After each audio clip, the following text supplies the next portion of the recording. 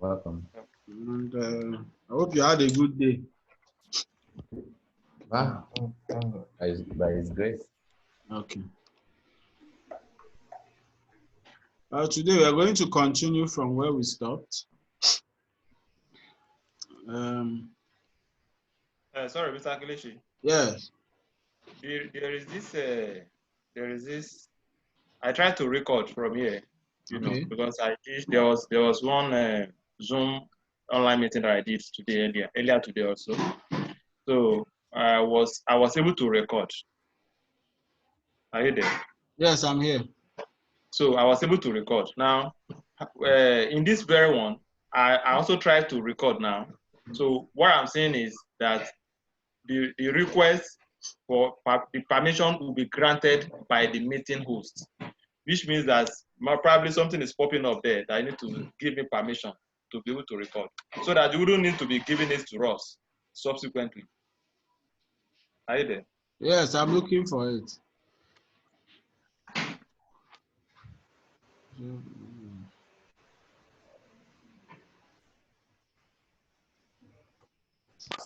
Nothing is popping out, but I know that I'm recording. Okay, you are recording. Yes, I don't know if that can happen vis-a-vis. Okay, no problem now. So you find us and give it to us. No, you did put that cut now. That will not be a problem. Remember? Okay. All right. Let's continue. Okay. Now today we are going to continue from where we stopped. We stopped at setting up inventory last time. We are coming. And today we are going to look at the last topic there, which is sales taxes. We're going to learn how to set up our sales taxes. Very important. Your VAT, your withholding tax, and the rest of them. Now, to set up your sales tax,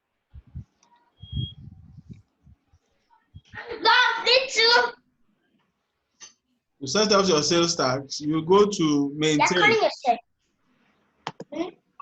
Like I said, we'll be in maintain for now. You go to maintain, go to sales taxes.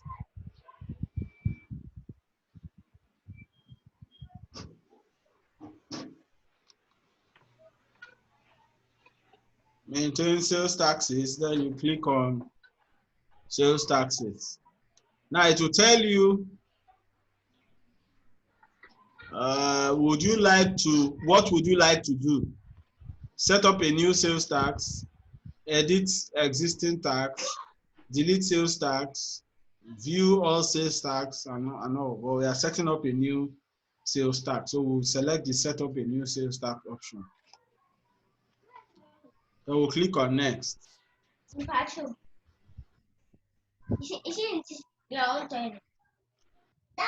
what is the total rate that you will charge? Let's say we want to do VAT, so we'll say 7.5%. What is the total rate you will charge? We want to set up VAT, so we'll put 7.5%. Now, how many individual rates make up this total rate? Is one, just VAT. Now you click on next.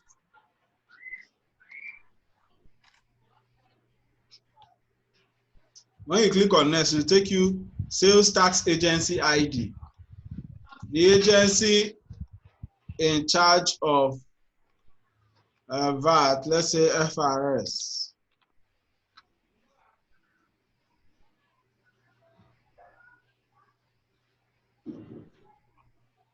Sales tax agency ID, FRS. Sales tax agency name, FRS also. Which vendor do you send your taxes you have collected to? Still FRS. But in this option, we're going to create FRS. These first two, you just type FRS. The third option, you need to set up FRS as a vendor. So you click the drop down, you will see other vendors there, but FRS is not there, so we need to create it. So when you click the drop down, you come down, you will see the option new. Just take your steps. You will see the option new. You click on new. It will take you to the maintain vendors window. Like we taught last time, we have taught you how to create vendors. So I'll say FIRS, FRS. I can say federal.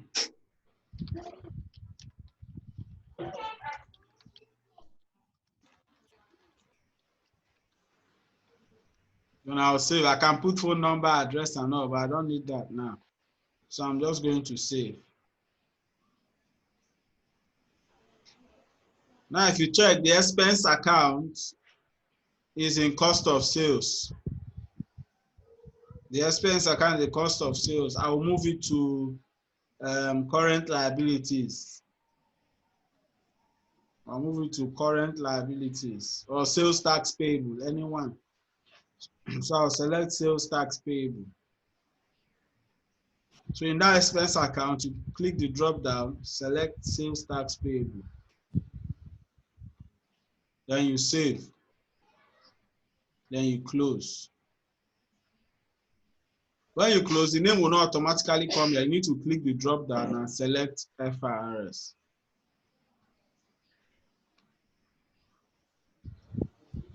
Remember, I said for this other place, you will have to create it. These other first two options, you just type FRS.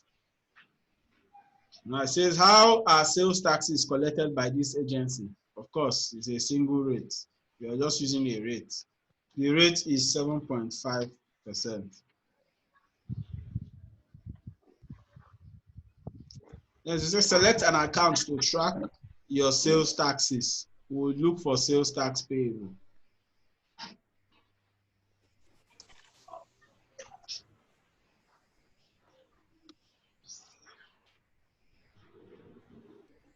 So this is the first area you need to set up. Please, if you have questions, you let me know. 7.5, the account is sales tax payable. Then you click on next. When you click on next, it will take you to setting up the sales tax itself. So in the ID, we are going to say VAT. The description, value added tax. The rate is already there, 7.5%.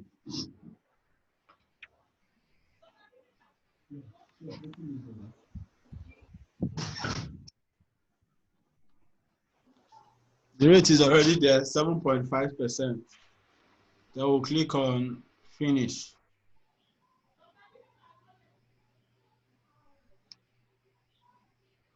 Then if you want to see the tax we created, you go to edit an existing sales tax.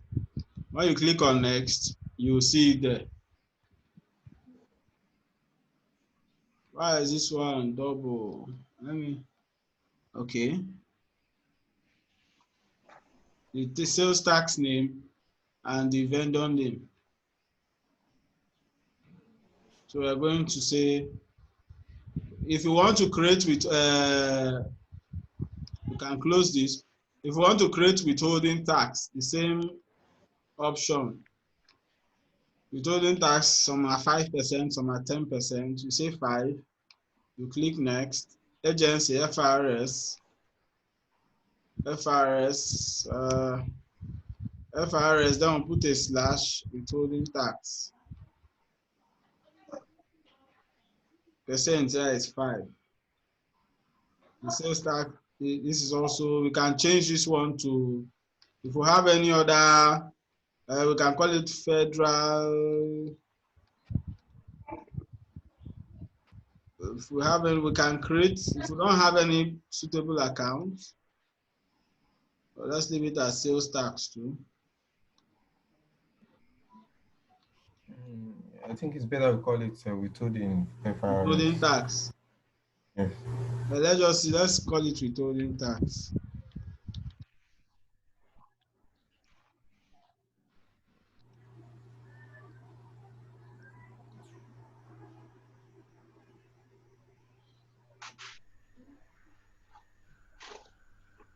So we have withholding tax. Then the ID, withholding tax.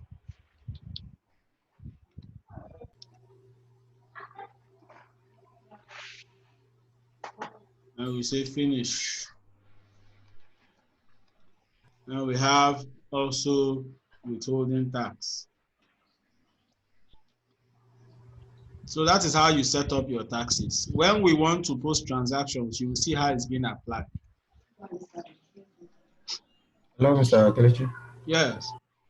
Since we have different rates for withholding, do you need to Yes. create another one, Yes. or we just need to change the rate when we? No, you will create another one. You create another one for 10%. Okay. You Okay, just we create can all of them. actually show 10%, 5%, then I Yeah. will pick the appropriate one. Yes. Yes. Okay. Okay. So that is that. Now let's now go into another segment of this class that talks about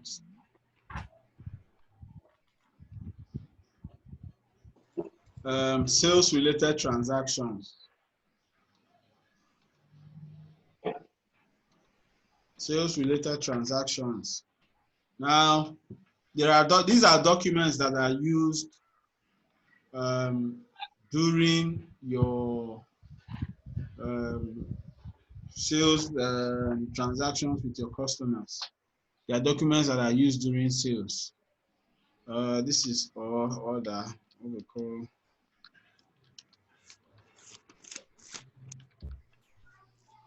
Okay, I'll just explain these documents briefly, two lines when you use these documents.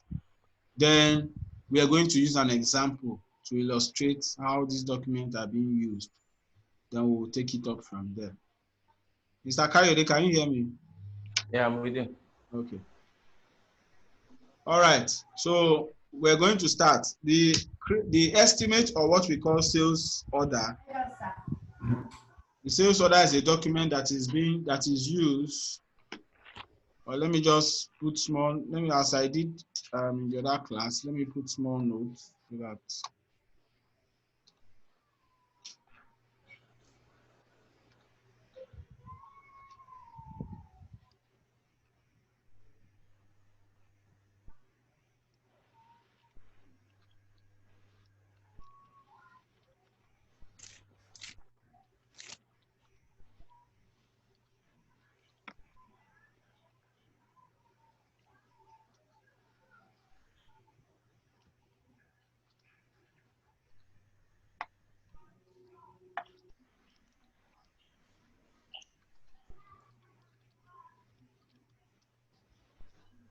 I use the sales order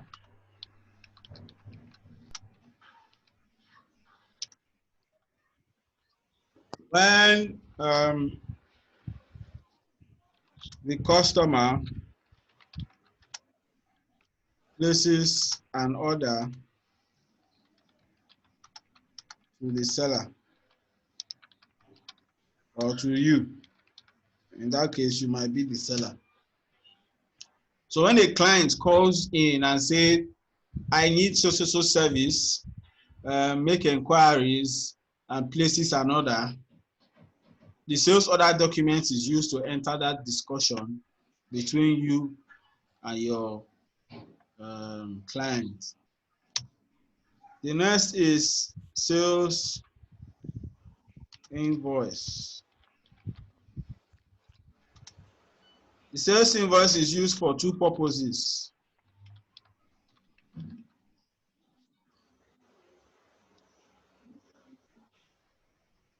A, it is used to accept an order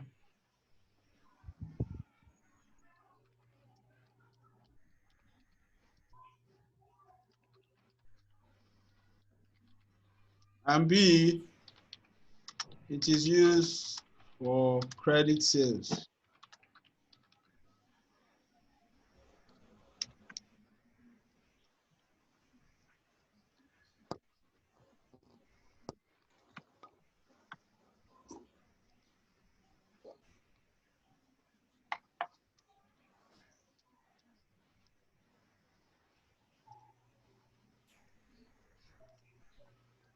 Number 3, credit notes, credit memo.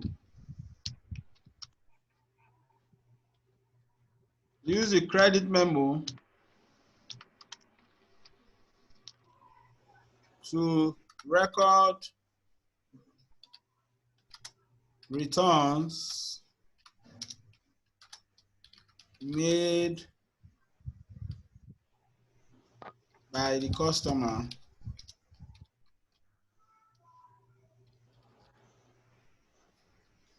So when a customer returns items you sold to him or her or to the company, or there is a discussion for refund or return of service, the credit memo, which is otherwise called your return invoice, is used to capture that transaction.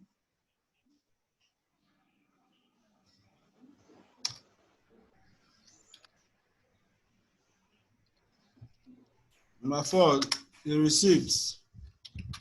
Use the receipt to receive monies in cash or full, in part or full, for items sold. The discount column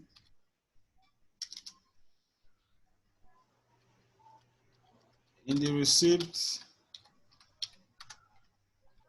window is the discount allowed.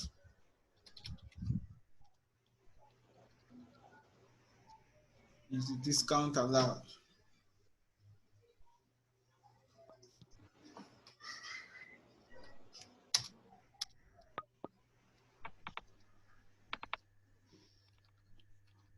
Example: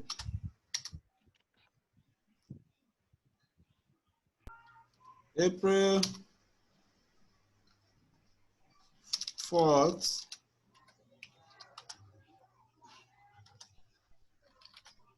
Advance Limited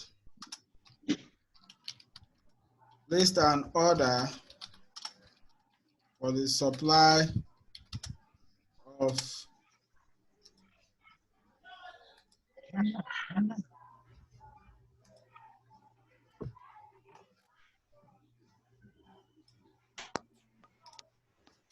6 hard drives,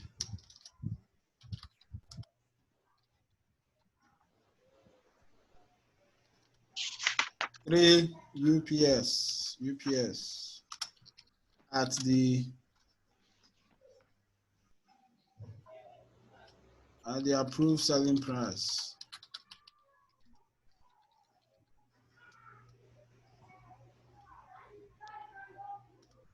April 6th, the order was accepted and an invoice was issued. April 9th,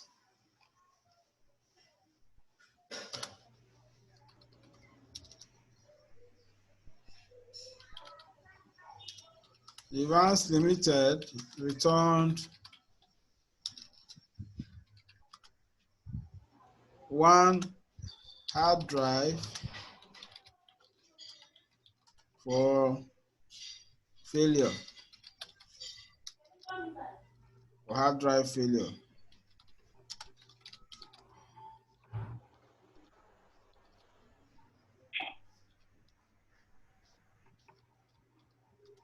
April 11th, received cash to receive a transfer into a bank account.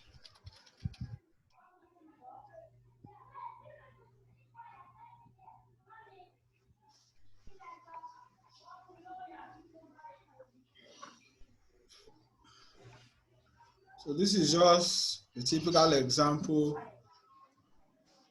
of customer-related transactions and how you can use those documents on page 50. Very, very important.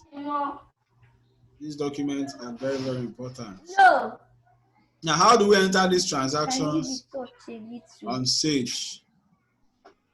Like I said, we are going to do this together.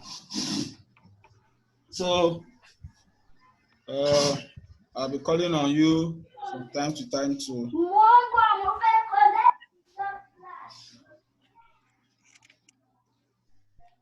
Can you hear me? Yes. Yes. Okay. Yes. All right. So I will change my screen so that.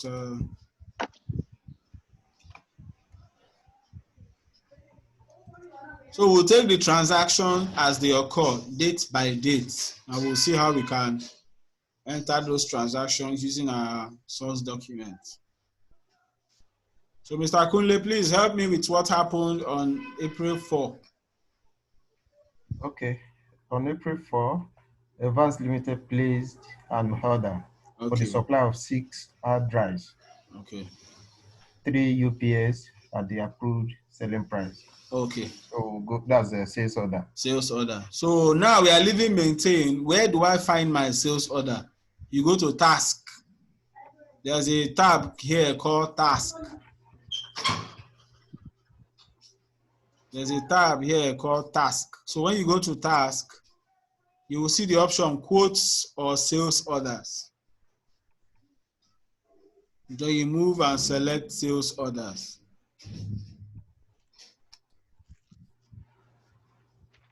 The document looks. Okay, a minute, sir.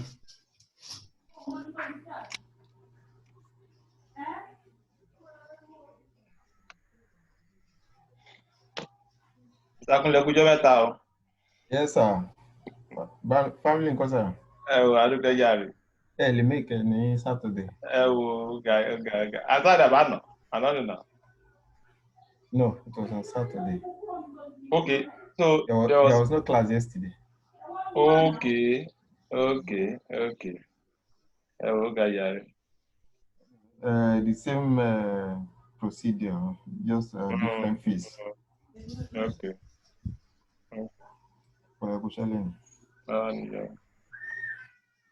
Yeah, no, yes. I will work from home. No, actually, okay. You only reduce 30 minutes. 30 minutes from the working time. Okay, sorry. Okay. I'll attend to something first. Okay, so we have the sales order document. It looks exactly as it looks. You will see the windows. You have a lot of options. We have close, new, list, save, print, email, and a lot of options. In your free time, take your time to explore these options. Now I'm going to call out the. Now, if you realize the person who placed the order is not on our customer list because we have not created Advance Limited. So what do? We are going to first go to maintain customers and create Advance Limited as a customer. Sorry, can't we create right there? I'm seeing something new. You can. Okay. You can. It's either you go through maintain or you go through the window directly. That's a shorter cut. Okay.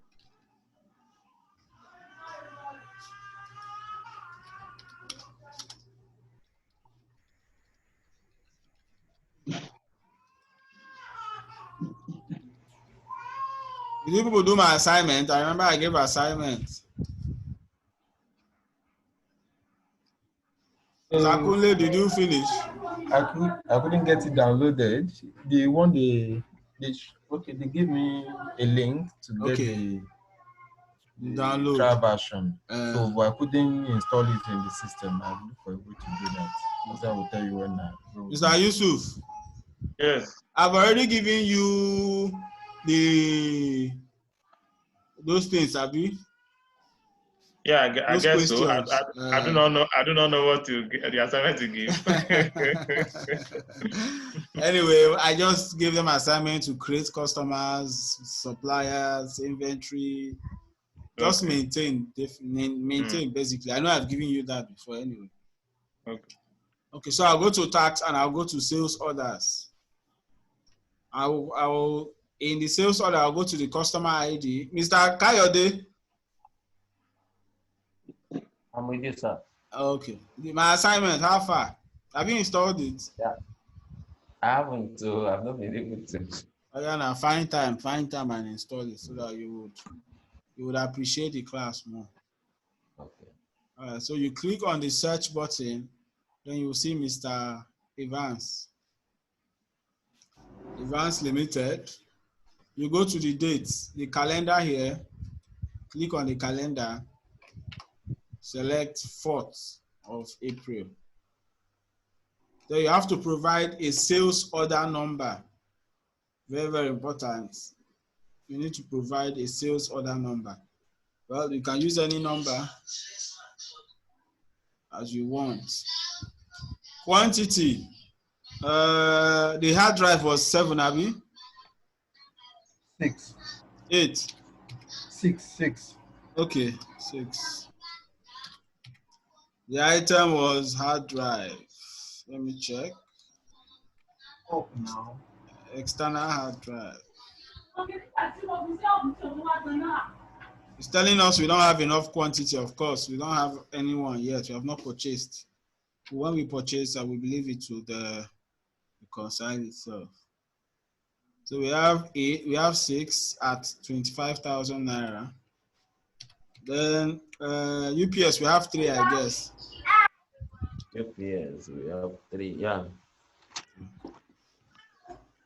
3 at 40,000 is 120. So we have a total of 270,000 as our sales order. As our sales order.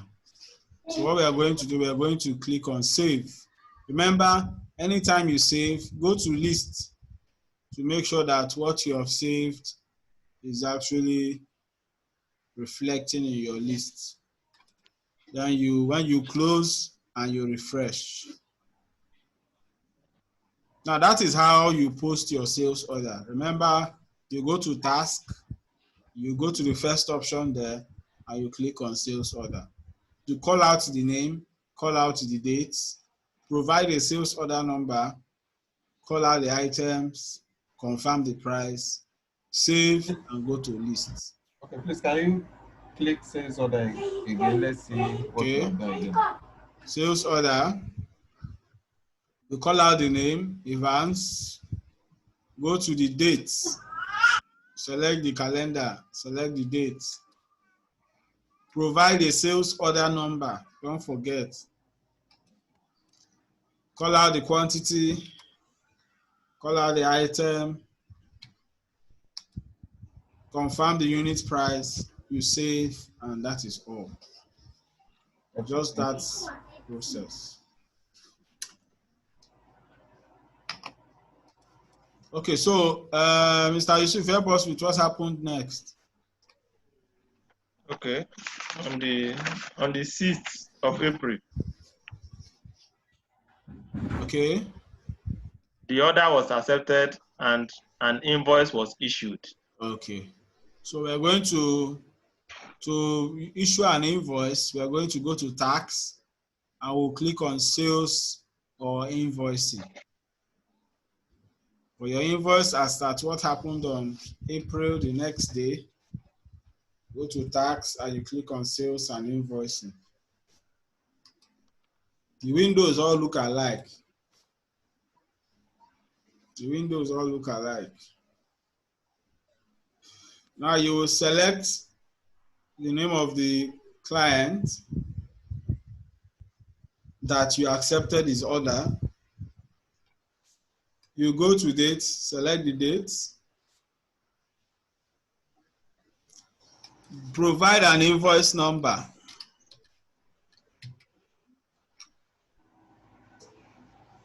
Provide an invoice number. Then You will observe that this table, I cannot enter anything inside because of one reason. Advance has a pending sales order. So the system is letting us know that we have two options. We either, in order to make that sales order reflect on our invoice, that is how you accept. You automatically raise that order so that it will appear on your invoice. To do that, you click the drop down here. You will see the sales order number. This drop down is apply to sales order number. That's the title here. Apply to sales order number. You click the drop down and select that sales order you want to reflect on your invoice. So if I select it, you see now the window is open. The window is open. Now, if you want to enter a sales that is not related to this sales order at all, maybe this same advance came and you want to enter another invoice for this same advance, go to the next option that says apply to sales. So there are two options here, apply to sales order and apply to sales. If you want the sales order to reflect, you go to apply to sales order. If you want to do a new invoice, you go to apply to sales. So I'll go, because I want to accept that order, I'll go to apply to sales order, click the drop down and select the sales order number. Please take note. When I select the sales order number, the shift here means, the shift column here means you should confirm the quantity that you supplied. Confirm the quantity that you approved to advance. If you ordered 6 and you issued only 5, you confirm it here. If you ordered 3 and you supplied only 2, you will confirm it here. So in the shift here, he ordered 6, we gave him 6, so I'll just type 6 and use my tab. It will automatically do 6 times 25,000, which is still the same thing as what was in the sales order. In the shift again, I'll confirm the quantity for UPS that we issued. Quantity was 3. Use your tab and the system automatically calculates the invoice amount. So at the end, you have your total invoice as 270,000 naira. I will save and go to lists. Automatically, that appears on my list. Now, I'm going to refresh and you will observe what has happened, because it's worthy to note that your sales order does not have any accounting value yet. A sales order document does not have any accounting value. It is when that order is accepted and an invoice is raised, that is when that order will become valid. But if you enter 1,000 sales orders, it will add nothing to your revenue or it will not remove any quantity in your item, depending on your settings anyway. But financially, sales order does not have any value, any accounting value. It is the invoice that has. So because we have issued an invoice, if I refresh and go to business status, you will observe what has happened. The first thing that will happen is that if you go to account balance, you can see the account balance, right? Yes. If I scroll down, you will see account receivable has 270,000. If you look here, customer who owe money, advance is there as somebody who is owing the company 270,000. If you check your summary of profit and loss, you will see that revenue is 270, Cost of sales is 240. We have a gross profit of 66,000 naira. If you come to age receivables, you will see that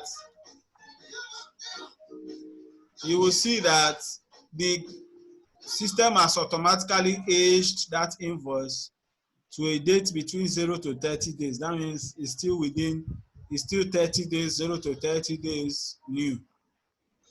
So this is all that has happened immediately we clicked save on those transactions.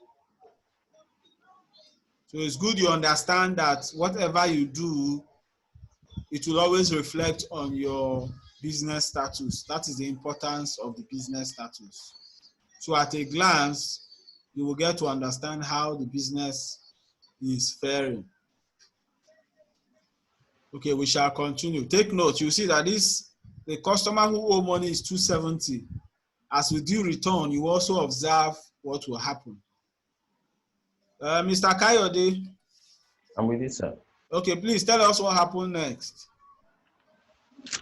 That's April 9th. Yes. Evans Limited returned one hard drive for failure. Okay, for hard drive failure. Okay. Now, for your returns, like we said, the credit memo or memos is used to enter return inwards. So you go to your task and you will see credit memo. Click on it. Remember, the credit memo is used to enter returns. You select the person that is returning to you, confirm the date he returned, provide a credit number.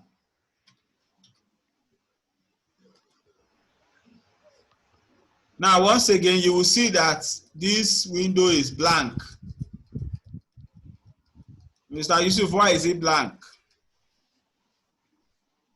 The window, because the return has to be as a result of something that was initially sold. Okay. So we have to apply it to invoice. Yes, that's the idea. That means there's a pending invoice we need to apply this return to. So if you look at the option, apply to sales order number, if you click the drop down, you will see that invoice number. So that means we are returning on this invoice. Mind you, when you are practicing, you might see a lot of invoice numbers. So that is why when there is a return, insist that the customer brings that invoice, the invoice you issue to him, so that you can track that invoice number, because you have to return on that particular invoice. So now take for instance, if you have for instance, you have different customers. Yes. Mm-hmm. Now from the different customers, some of them they have, for instance, okay, we have Evans. Let's say we have another one, Joel. Yes. You know. So now the Joel, if the invoice number of Joel is the same 500 with that of Evans, it can never happen. Once we call up the customer, it can never happen. The invoice that relate to that customer. No, the way the system is set, you can't have duplicate invoice numbers. Remember, when we're doing setting, you cannot have duplicate. Once you put a number, it will tell you that the number you put has been used. So you cannot have more than one invoice number for more than one customer. Do you understand? Okay. So it's impossible to happen. Okay, is that a duplicated invoice number, right? Yes, because if A has 500 as invoice number, B cannot have 500 as invoice number. The system will also. So that means all the customers, they must have at that point in time different invoice numbers. No, of course. As you're entering any invoice, those numbers will never be duplicated. Okay, it's given, the numbers keep changing. Yes. Okay. It keeps changing. Okay. Can never be duplicated. So I'll click the drop down and I will select the invoice number. Now, if you see the column here says returned. Returned. So we returned one hard drive. So I'll put in the quantity returned there, I'll put 1. Remember, you're not changing the unit price. Unit price remains constant. What changed was the quantity. So immediately you put one, just use your tab button to calculate the amount. This one there was no return on, this UPS, please just leave it blank. Just leave it, don't touch it. It's only the one that there was a return on, you put a quantity. So at this point, I will say save. So that's all you do actually. You call out the person returning, select the date, provide the credit number, apply that return to a particular invoice so that that invoice will reduce based on the arrangement. So I'll save, go to list, confirm. If you see now, the status here says applied. If it shows unapplied, that means what you did was not correct. This status here must show applied. So if it shows unapplied, how can somebody make it to be applied? If you show unapplied, that means you didn't click that drop down. You didn't select that particular invoice number. It means the thing you did was not correct. And you need to go back, delete it, go back and do the correct thing. Okay. So at this point, we'll close this page. Then we'll refresh. Remember, now I've not refreshed. You see that customer who owe money is still 270,000. It has not changed, but we have done a return. So if I refresh, you observe that customer who owe money, advance receivable has dropped to 245,000 because of that return that was applied to his invoice. The receivable has also dropped. The revenue has also dropped. Cost of sales has dropped. Everything has dropped. So it's important. You see the effect of these documents. They are very, very important. And if you use them wrongly, your books of accounts will not be correct or will not be true. So let's go to the last. The last we have is receipts. We received money.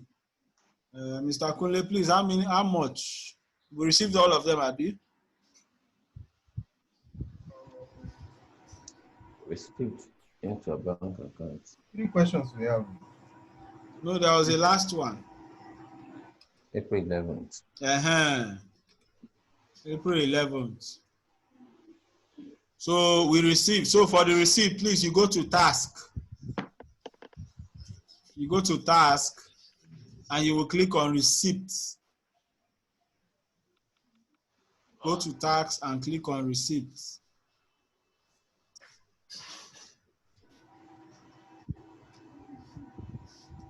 It will ask you select a cash account. The money entered our bank, so I'm going to select UBA account.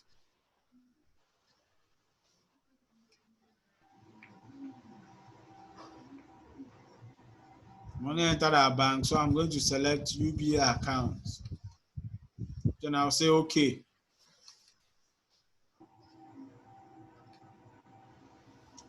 When I say okay, the receipt window appears. I will select the person I'm receiving from. Immediately I select advance. You see that his transaction will actually appear. His transaction will appear. If you want to see this preview, now see my cursor, if I take it, my cursor will change to zoom. If I take it out, my cursor, if I double click on this figure, it will take me back to when the invoice was created. Just double click on this amount, it will take you back to when the invoice was created. So which one is showing partially paid there? Because there is a return. Oh, okay. So it's partially paid. Okay. Yes. All right. So in the reference here, reference the invoice number. The invoice number is 500. So I'm going to reference it. Receipt number, provide a receipt number. The date is April 11th. The payment method is transfer. Description, fully paid. Discount, in the question there was no discount. If there was a discount, we would have put the discount amount on this discount column, right? Yes. In fact, let's say we give him discount of 5,000 naira. Then amount paid is 240.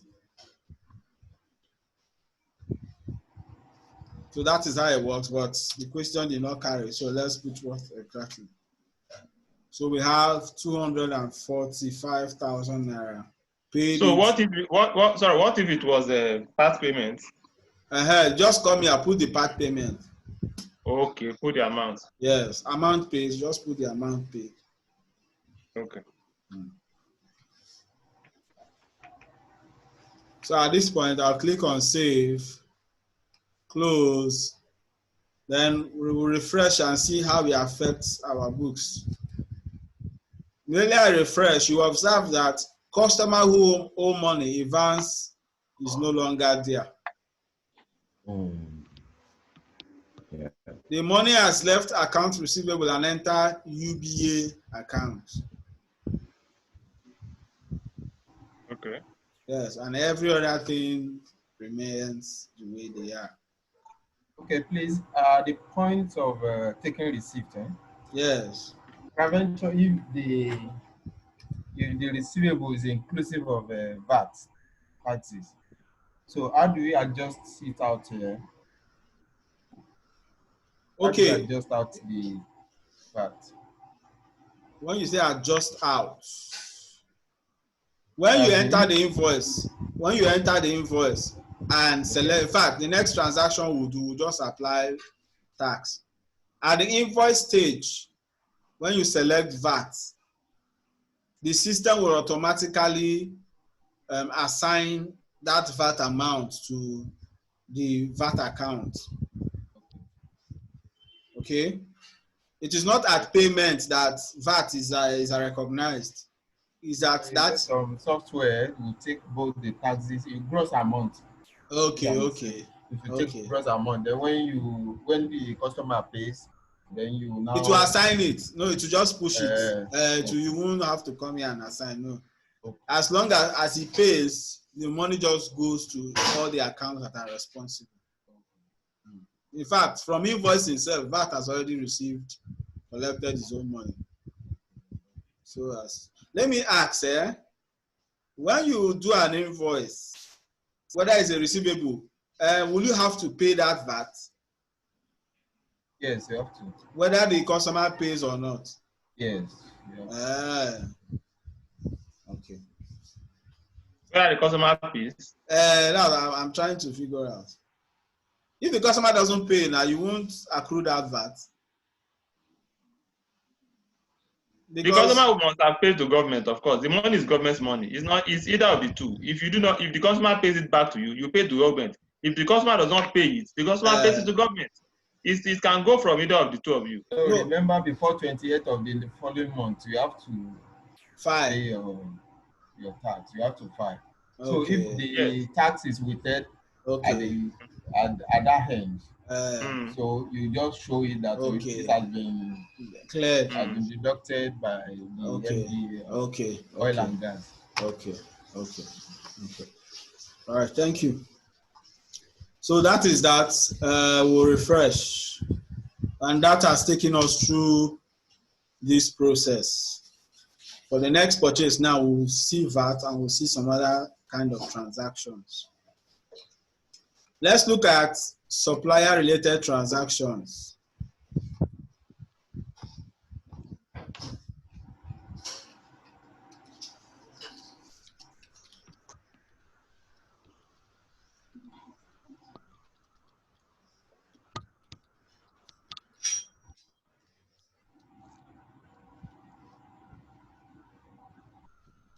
Look at the purchase orders.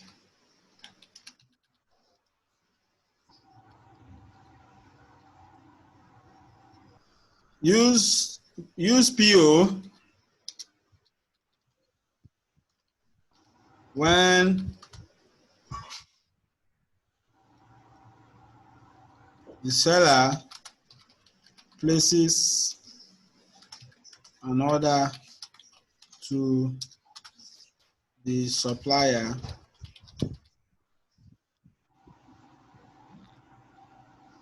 to supply items or services. Supply items or services. Number 2, purchases. See.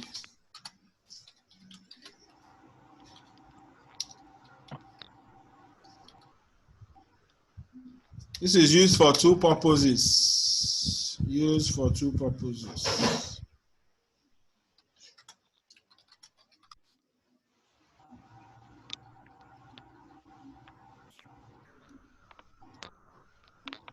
A, to accept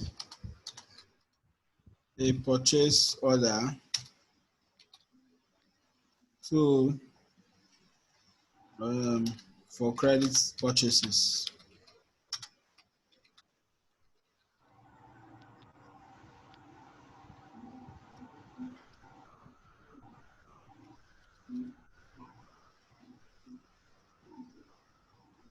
Three, vendor credit memo.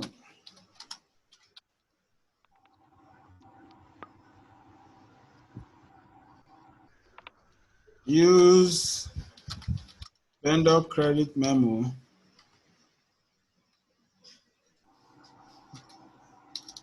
to when items or services returned back to the supplier. It's also called returns outward.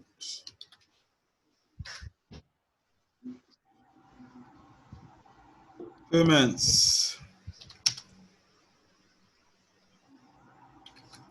Used to make payments to vendors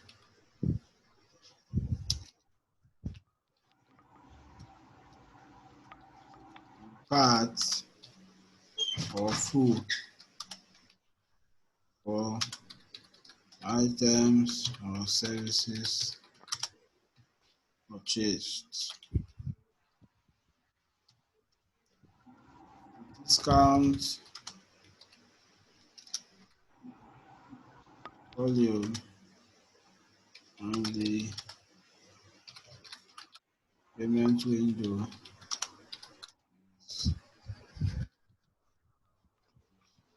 discount shift.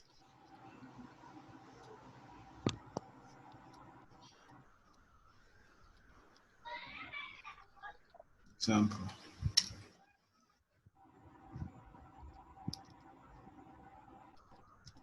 April 3rd. Is an order of 10 drugs.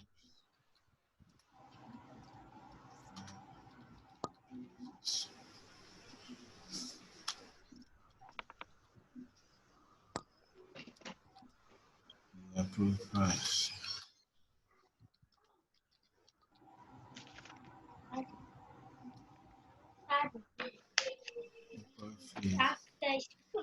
Food is ready. Welcome, yes.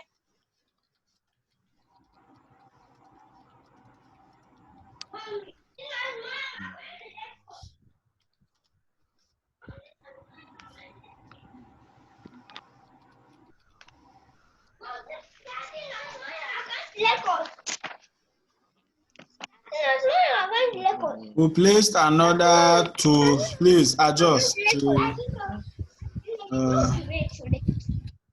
yeah, mom.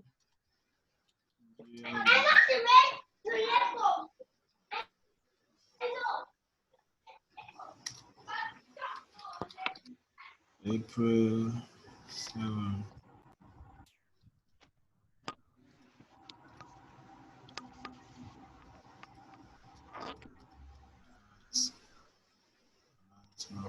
that was received. Please, I'm adjusting something, so I say VAT was inclusive in this stuff.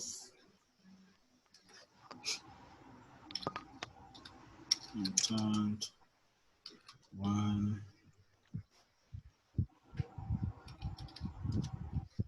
Yeah.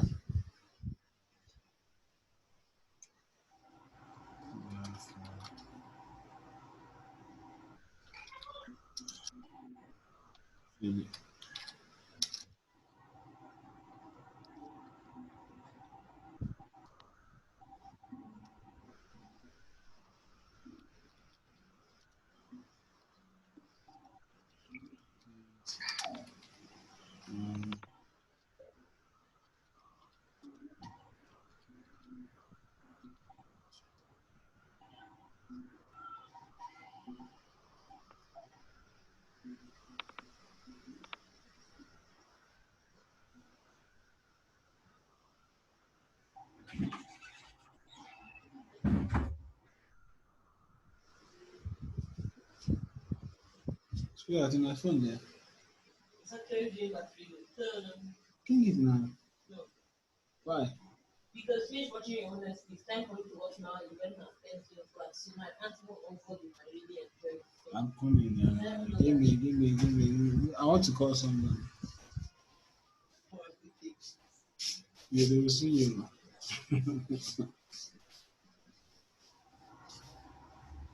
Is it? So Dave has been sending me something. Bye.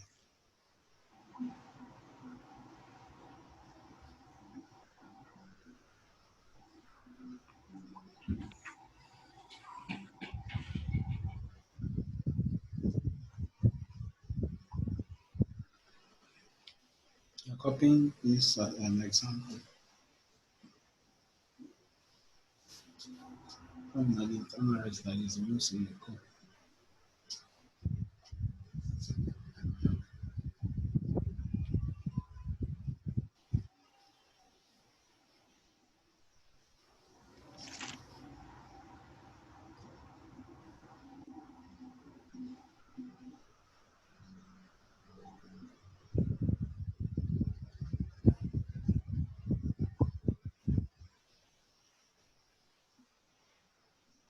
Mr. Yusuf is gone. It will come.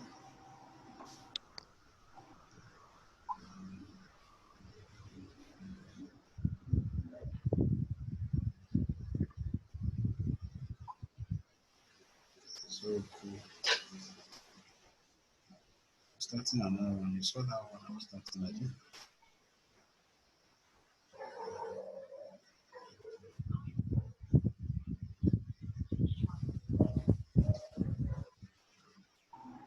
Okay, so let's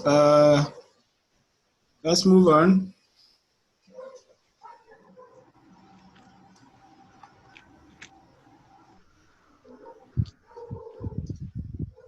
Okay, so to enter this transaction,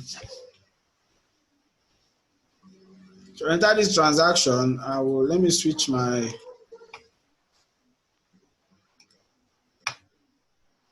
remember these are documents that you use when you are in transaction with your suppliers. The PO, the purchases, the vendor credit memo, and the payments. So Mr. Kule, you help us with the first example.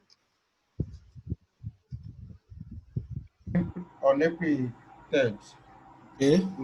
we placed an order to Goodman Nigeria Limited for supply of 10 hard drives. Okay. And 5 UPS at the approved price. Okay. The VAT was inclusive. All right. Now we don't have Goodman on our supplier list, I guess. So we have to create Goodman. So what we'll do, we'll go to the vendor ID, say Goodman, description, Goodman Nigeria Limited. Remember, you always create when you don't have.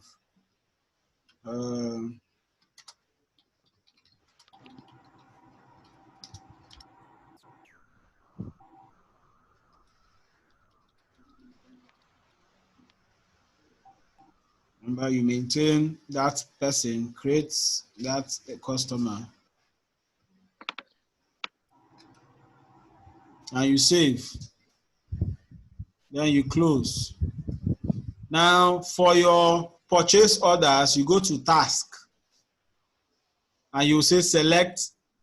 No, you will see select for purchase order. This is when you have more than one purchase order. You will see purchase orders, just normal purchase orders. Just as we did sales order, you're going to open the page. At the vendor ID, you're going to select Goodman Nigeria Limited. You go to the calendar, select 3rd. Please always provide your purchase order number. It's very important. That's how you track your orders. Quantity, we had 10. We had 10 external hard drives at the approved rate. The approved rate was 18,000 naira per drive. Then we have 5 UPSs, also at the approved rate. Approved rate is 32,000 naira per UPS.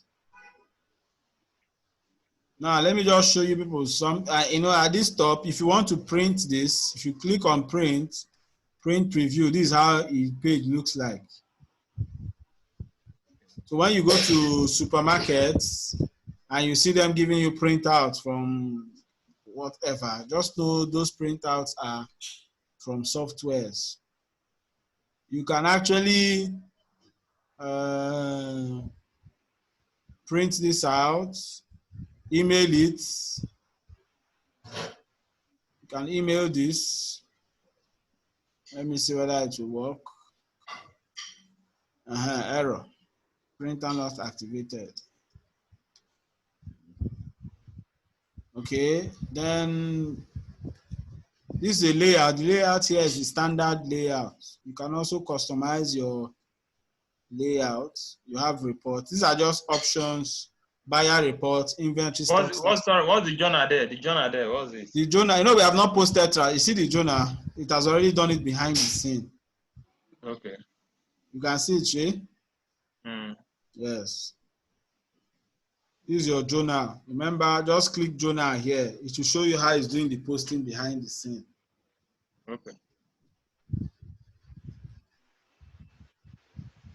Okay. So at this point, we are going to save. Remember, what we did was to go to tax, purchase orders, called out Goodman, select the dates, select the PO number, call out quantity, item, and that was all. Remember, the PO and the sales order, they don't have any financial effects on our books. So let's look at the second leg. We confirm that order and receive. So I'll go to purchases stroke receive inventory. I'll call out Goodman. That was April. When was this? April what? April 3rd. No, when we accepted the order. That was April 5th. 8th. 5th. Okay. Okay. They'll provide the purchase invoice number. Remember, just as we did in sales order, the invoice is blank because there is a pending PO that should apply in our purchases. There's a pending APO that should apply in our purchases. So I'm going to click the drop down, select the PO number. Merely you do that, the transactions will reflect on our purchases. Remember,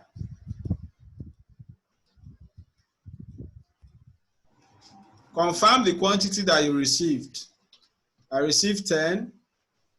I received 5.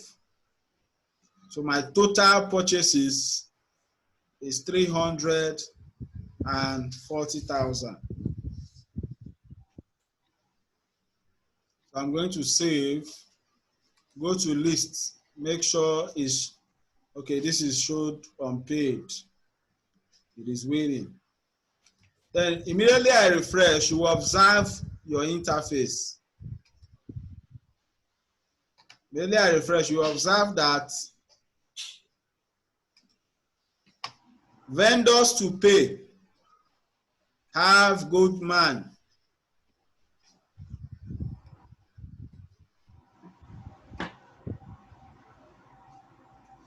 Our cost of sales has also increased.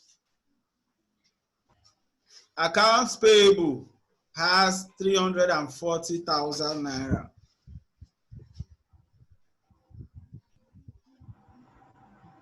So our age payable has 340,000. So we're going to the next. Mr. Yusuf, what happened next?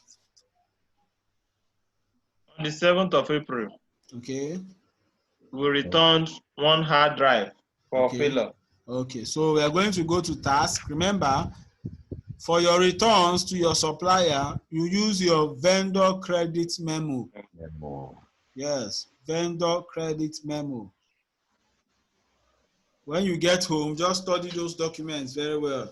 And please find time to practice so that you will understand them at the tip of your fingers.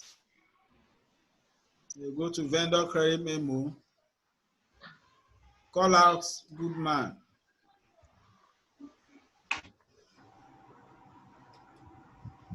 On the 7th, make sure you provide a credit number.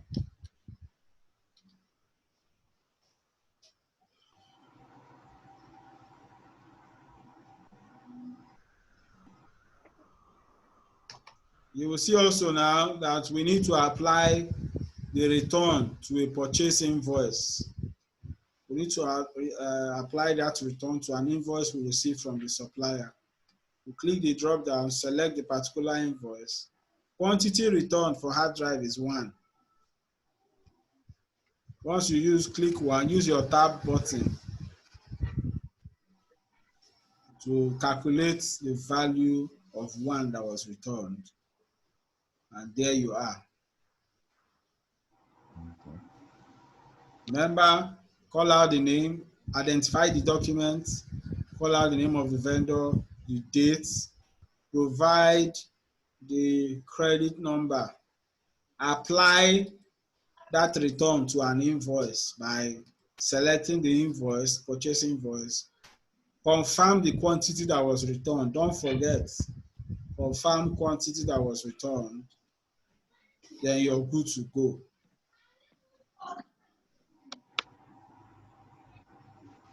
Confirm quantity returned, then you're good to go.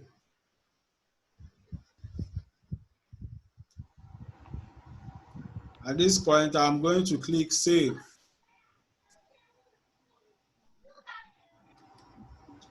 And go to Lists. To confirm that my return was successful, my status is applied. My status is applied.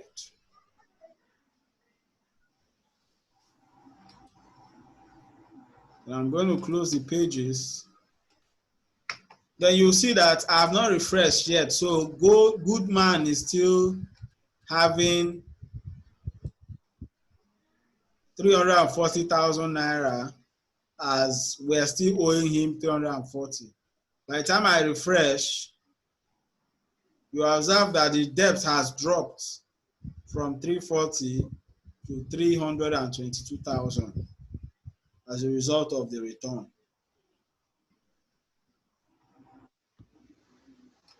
So it's important. I think in the higher version of this page 3, they're supposed to I'll do it in such a way that when you enter your transaction, you save it, you just update all the necessary journals. See, it has going back to refresh every time. Now, see, it has actually hit your accounts. This is just a window. The back end there has already been taken care of. It's just for to see at a glance. Just for you to see at a glance. Just for you to see at a glance. Okay, the last thing we have is payments. We made payments. Mr. Kayode, what was that? Okay, wait, nobody reminded me. We did not do VAT. Oh, okay. Yeah, okay, so that was for on the 3rd. Yes. So we need to go back. How do I find that transaction? So learn how to edit your transactions. We did not do VAT, and that VAT was supposed to be on the 3rd. And the 3rd was the purchase order, Abi? Yeah. Yeah. When you click on purchase order, you go to list so that you find that transaction. Then you go to list, you double click on it. You realize that for purchases, there is no room for VAT. So, Mr. Kelechi, please, can you go back how to edit the transaction? I think the network was disturbing then. Okay, go to task.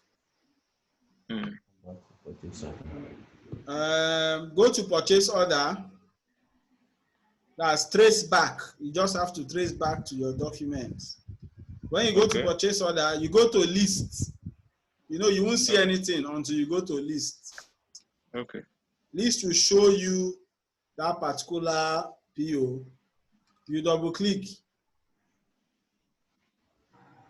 You realize that there is no room for VAT in the PO.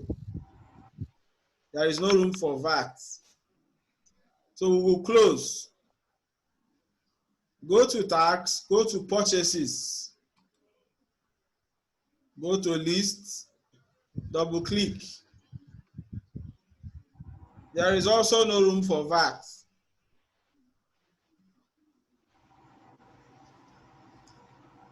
So what is it trying to tell us? We cannot charge VAT to a supplier. What we can do is withhold. The VAT will come with the invoice. Yes. Vendor's invoice. Yes. The VAT will always come with the vendor's invoice. All right. So what we can charge VAT is during sales. But if VAT is applicable, how do we do it? Where do we put the VAT at, when we are entering invoice? You know, when we are entering invoice, we have to maybe click that tax is applicable. Okay, for invoice, Abi. Is there a feed like that? Yes, for invoice. Let's go to the invoice. Feed like that. Let's go to list. Let's go to invoice. You see sales tax here? Yes. If you click the drop down here, you will see your taxes.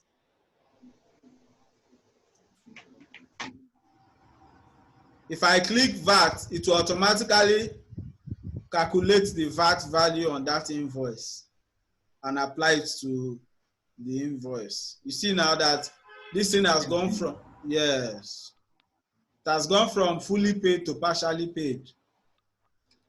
Let me remove the VAT. Fully paid. So if I come here, select VAT, it will apply it. So that is where you apply your VAT. Please, can we raise another invoice, Abi? Another invoice. Okay, we will. We are going to have VAT, then so that we'll take the payment. Okay, all right, no problem. Let's just round up this one. Now we are the payments. So for your payment to vendors, you go to task and you go to payments. Of course, we are paying through our bank. So you select your bank account.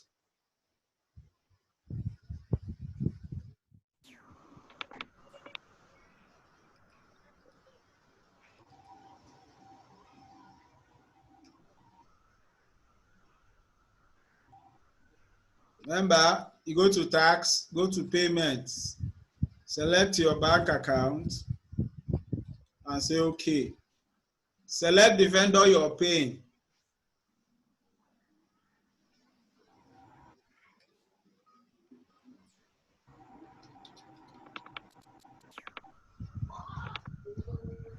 Provide a check number. The check number can be the reference number. When was the date? On the 9th. 9th. All right. Description, partially paid.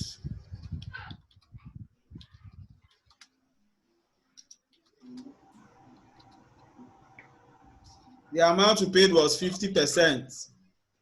50% of 322,000 is what? 161, I think. 161. 61. So just type the 161 in the box.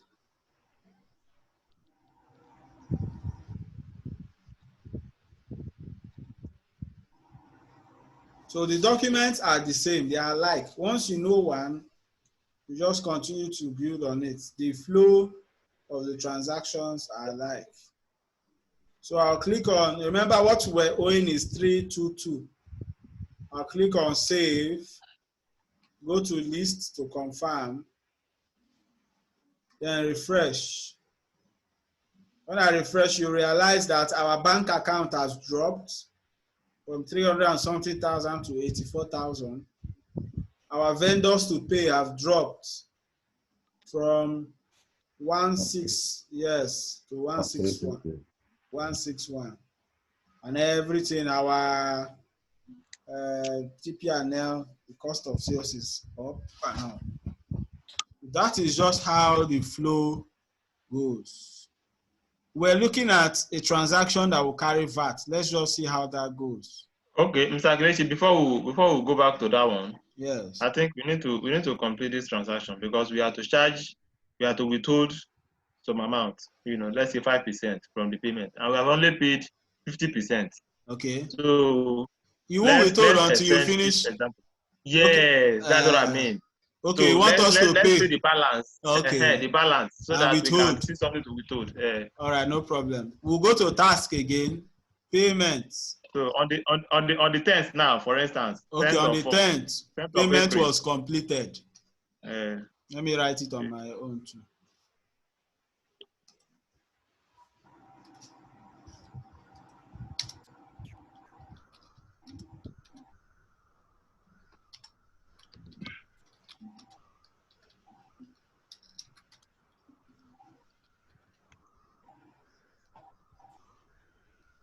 Okay, so let's round it up.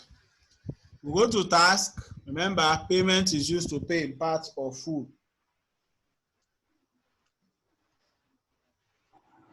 Go to tax, go to payments. Select good man.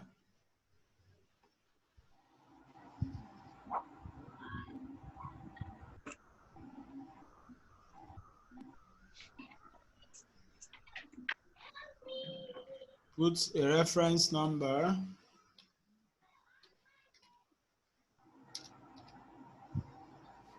The date is 10th.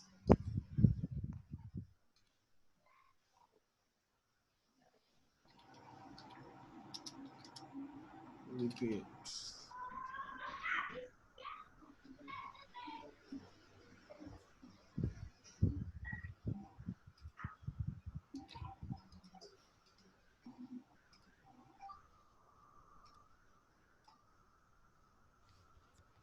So the amount now, from my own calculation, the amount to be paid now, the amount to be paid to the vendor is 144,900.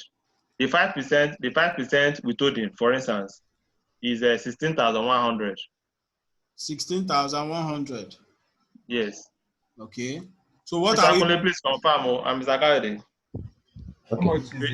How much is the gross amount? 5%. Because amount was 322 Nabi. Invoice amount. 322 Nabi. Yes. 322,000. Is it 322,000? Yes, 1,600. 1,600, eh? Yeah. Okay. So if we take 1,600 from the 161 that was left, so we arrive at 144,900. 144,900.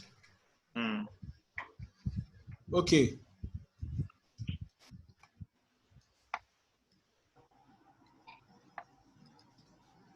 No, the withholding, by my calculation here, is supposed to be 14,976. 14,000, 5% of 322. We cannot apply 5% on that 322 like that. We have to remove that before we remove that. Yeah, before we apply withholding. No, Will be. Is the vendor that has removed now. The vendor has added his VAT now. We will just withhold. I know what you are withholding is the amount before VAT, before the customer charge the VAT. No, you are the. See, okay, you are the person. So we also are taking 5% out first. Yes. Okay. But since we are not recognizing the VAT now, let's just withhold. If we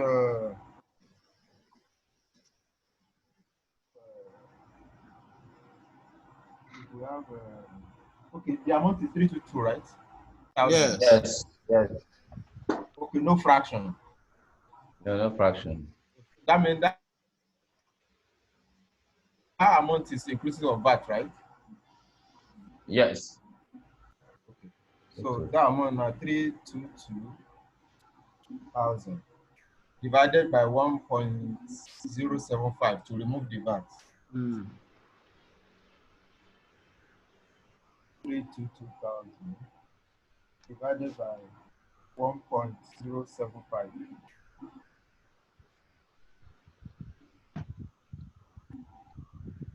So it means that the amount before VAT is 299,534.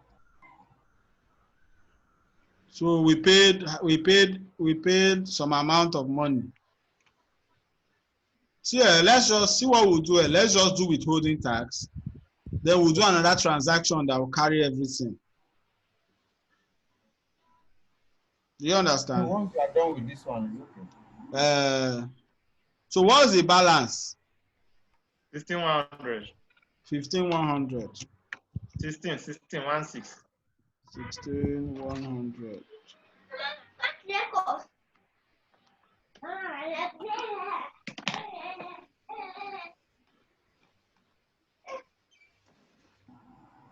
Okay.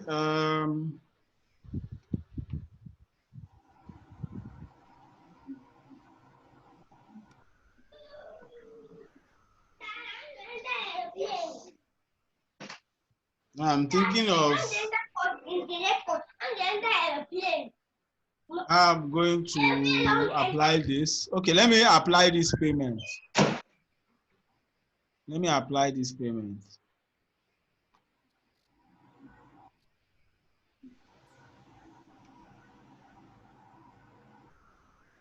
This balance is due. All right? Yes. Two ways.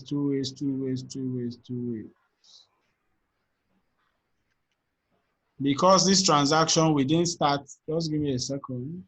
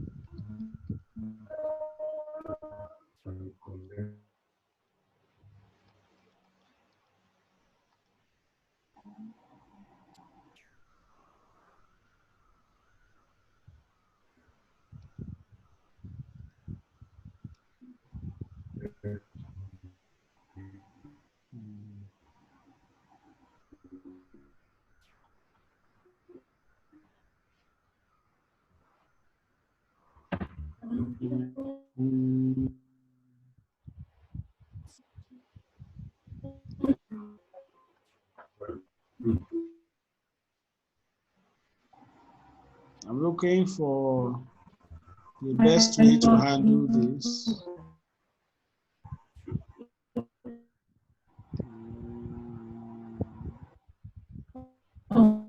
Sorry, Mr. Kelechi, I want to ask. Yes. Can we haven't posted a transaction like this and want to do correction? Because according to our elementary accounting, you can use journal to correct an error. Yes, but yes, but you see, so journal is fine, but journal will not affect this man's account. Journal will not affect his account. Yes. Now, how me I'm thinking in my head that journal can affect his account is if we take this money, for instance, as discount that this man has given us, it will first nail his account off. Then we can then go to the discount in the journal and redirect it to withholding tax. Okay, yes, that is one way. That's one way. There are so many ways, actually. But what I'm looking at is something that would hit this man's account directly. Yes, that's another way. We can discount it, then go to journal, move it out. I'm just looking for the best option. Let me see. Write checks.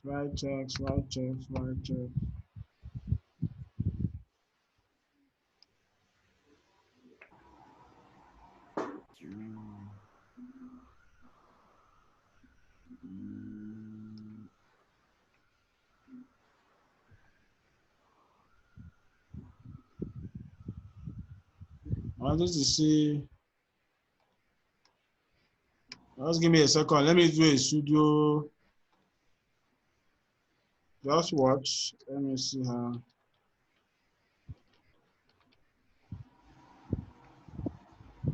Let me know if we did not, the way we started the transaction, if we did not do the right thing.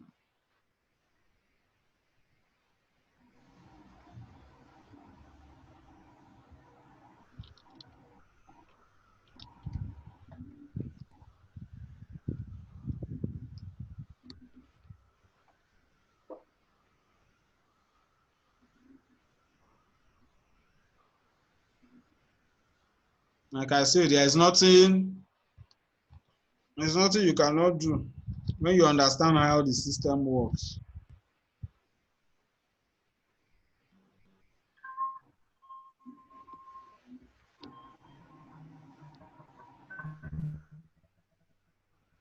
Withholding tax, is it a deduction? Yes. Yes, the deduction from the vendor's revenue. From the vendor's revenue. Okay, yes, it's a deduction. Please do 5% of 32,000.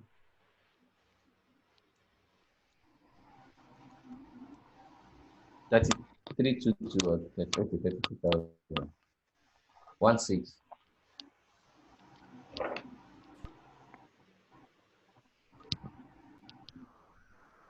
1,600. 1,600.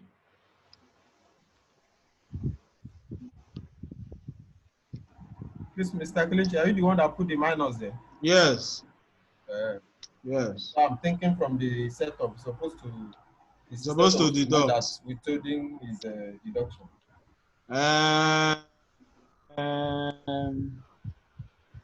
Yes, but see, let me check whether this will go. This increased it. Now, these are some of the things that you will learn as you use Sage.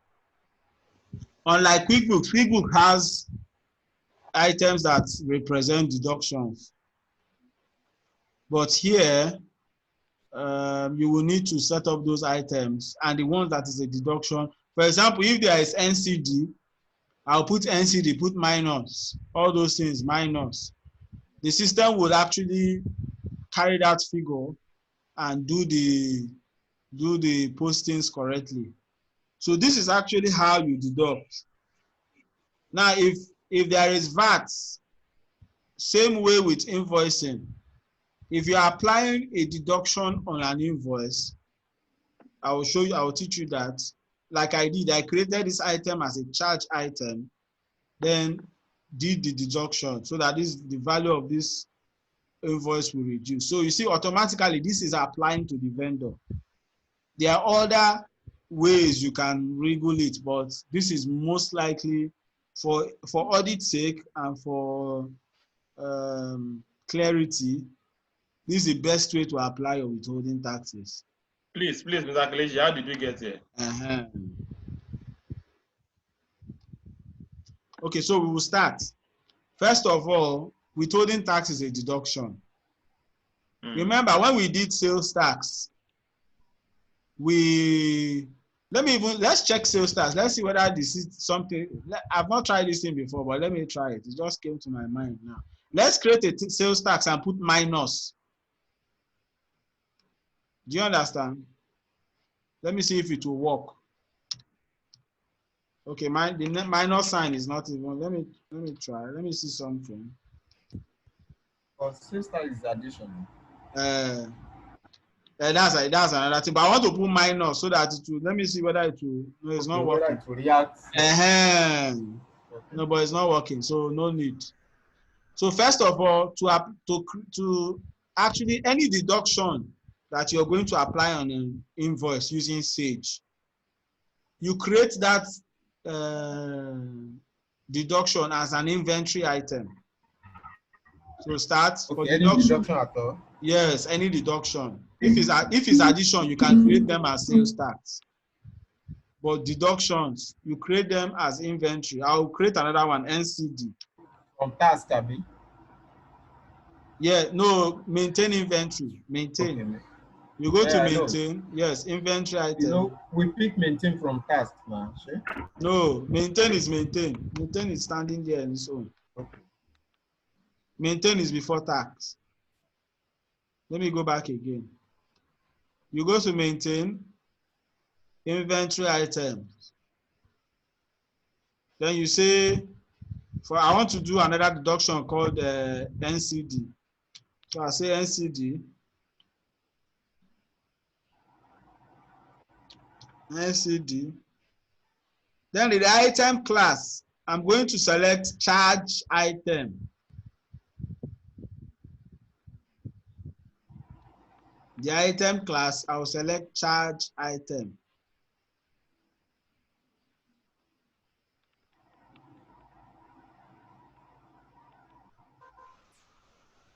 Then in the GL account, I'm going to change it to the account that represents that deduction. I'm going to change it to, let me create NCD as a liability.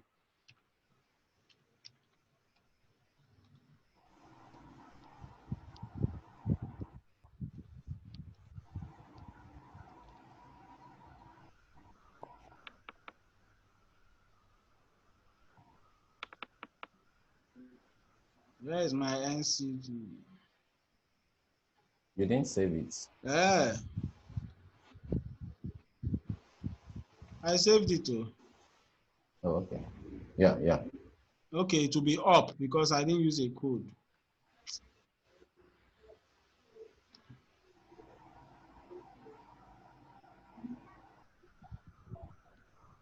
Okay, it's here. Use the NCD. Remember, item ID, the item class, select charge item. This income account here, you will create a liability account. You call it that deduction name. Just say new here in case that liability has not been created. But I think NCD is an expense. Is it an expense? Yeah. It's a deduction that you must pay now. Yeah, exactly. It's something you must pay. It's like withholding tax. When you approve for it, that's when it becomes a liability. Is it? It's a deduction from our revenue, from company's revenue. Is a deduction from company's revenue? Yes, that would be a debit leg. Then the credit leg will now be LCD payable. No, see what I'm saying. That credit leg that's NCD payable is what is now the other current liabilities. The current liability. Yes. A liability is something you must pay. Yeah. Expense is something that is exhaustible. So anything you're creating, anything that is a burden, you can decide not to buy fuel. Well, NCD is a burden, no? NCD is a burden. It's a serious burden. It's a burden depending on the perspective you are viewing it. If you are the one collecting it from the vendor. The one paying. If you are the one paying, is your client that will have taken it from you. That becomes your expense. That's what I'm saying now. This one you're the one collecting it now. You're the one collecting from your vendor. Okay. So you must pay. So it's just a liability. It's a liability. Yes. You must pay. So I'm going to save and close. Then I'm going to go to tax. When I'm creating that invoice, that purchase for that particular vendor, when he has done the service and we want to enter that service, we go to purchases, we use ABC, select invoice number, leave quantity. We're not using quantity. Coming from maintain, right? No, this is now task. Okay. We are done with maintain. Maintain is where you create the liability. Tax is where you post the transaction. So you go to task, purchases stroke receive inventory.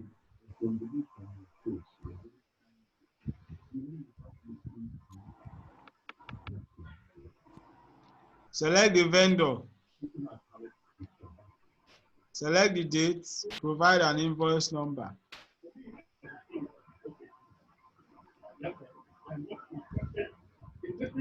Come to item, select, let's say for example, he did a servicing for us. The amount was 70,000. We are supposed to charge withholding tax.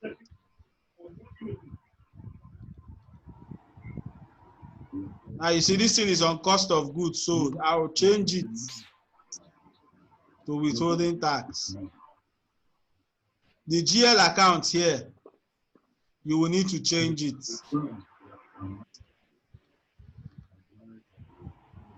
%5 of 70,000.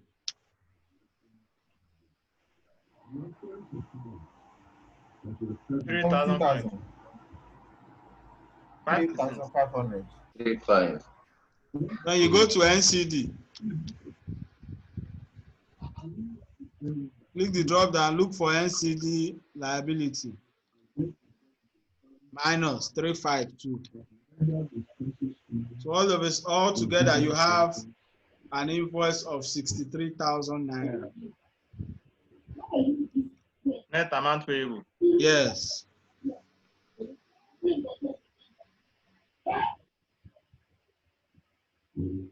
That is how you apply deductions.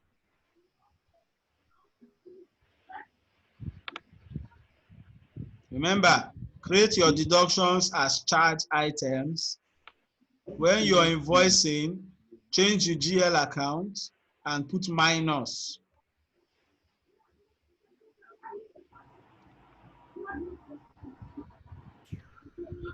The system will do the rest. You see how the system posted it? Okay. I come. Balance. Yes. That's how you do your deductions. So, Mr. Yusuf, thank you for bringing us back to this. At least we have learned some things. So at this point, we will save and refresh.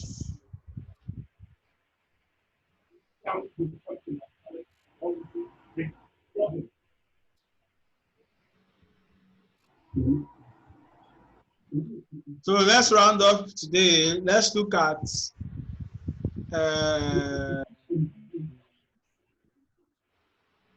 the general journal.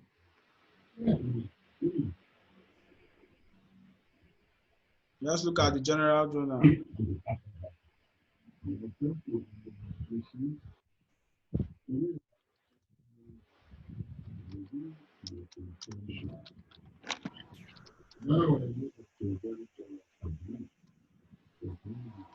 The general journal is used for the following purposes.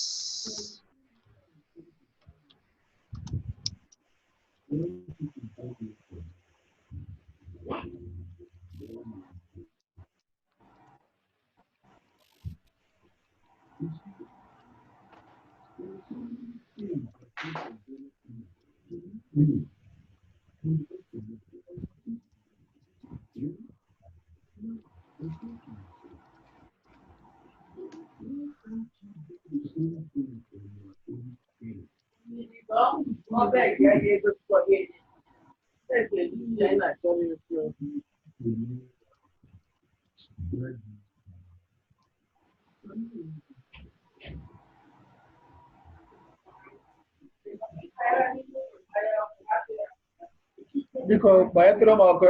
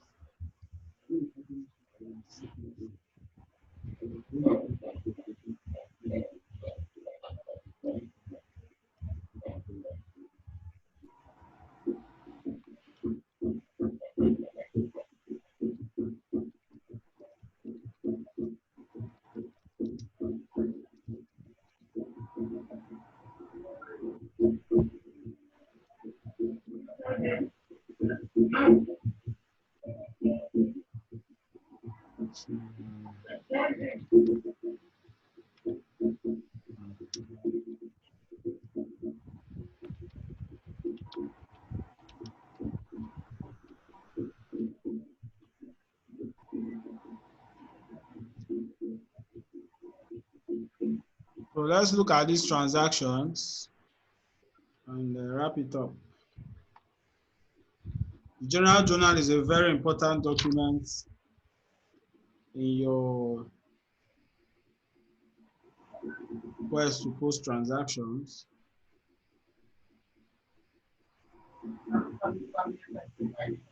And it's important you know how to use it.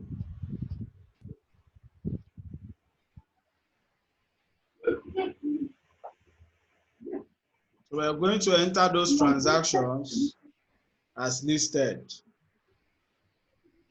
For your general can I see the last on the 6th of April, purchase machinery? Yes. By bank, 300,000. By bank. By bank, 300,000. Okay. All right.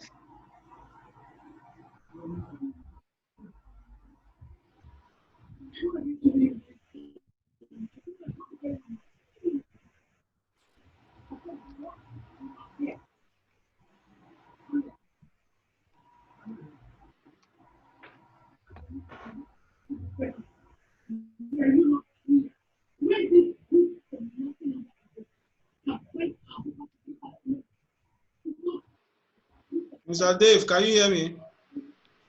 I can hear you now. Yes. Okay, I so can hear you now.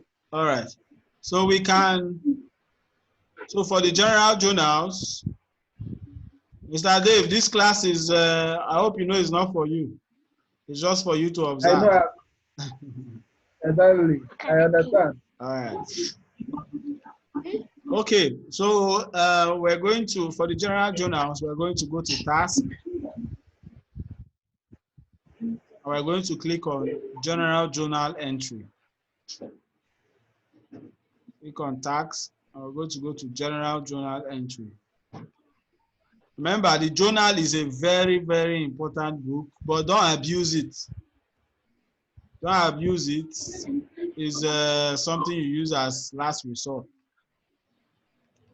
But you can use it to do a lot of back-end postings, back-end adjustments. Okay, now for what happened on the 3rd of April, capital introduced, right? Yeah. Okay. So I'll be asking this question one after the other. Mr. Akunle, what, because in your journal, you're going to provide the system with what you are to debit and credit. This one, the system will not do it behind the scene for you. Here, you're going to be debiting and crediting using those principles. So, Mr. Akunle, how are we going to post what happened on the 3rd of April? What accounts are we going to? First of all, what are the accounts that are responsible? Cash and bank. Cash and equity. Okay, there is cash on hand, right? There is capital. I regard cash and bank as cash. So, no, there is bank. Oh, bank is specific. Oh. Yeah, that's what I'm saying. I say I regard cash and bank as cash. All right. So all right. Cash and equity.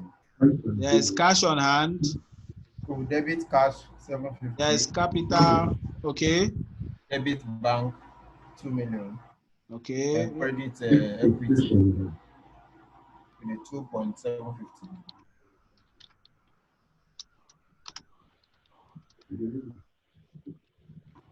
This is cash 500. 750,000. 750. This is 2 million.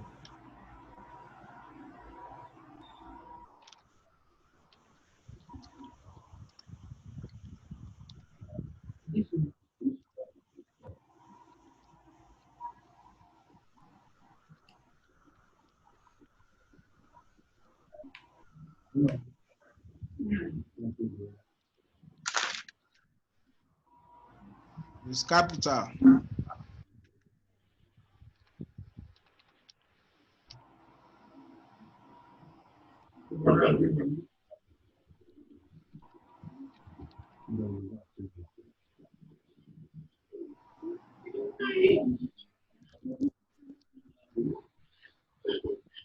$2,750, right? Yes. All right. Yeah. So yes, this is exactly how you use your general journals.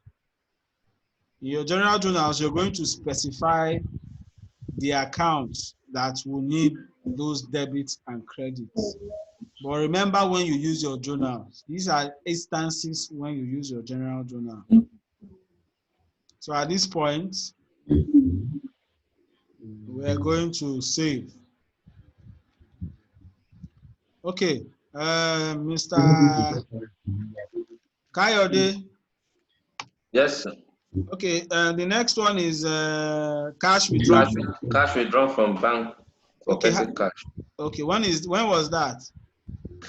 That was on the 4th. 4th. Okay, so how are we going to post it? We'll credit bank account. Okay.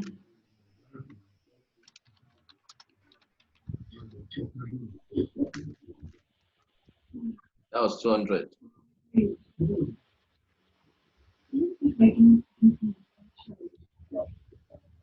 Then we debit petty cash Petty account. cash, all right. Petty cash.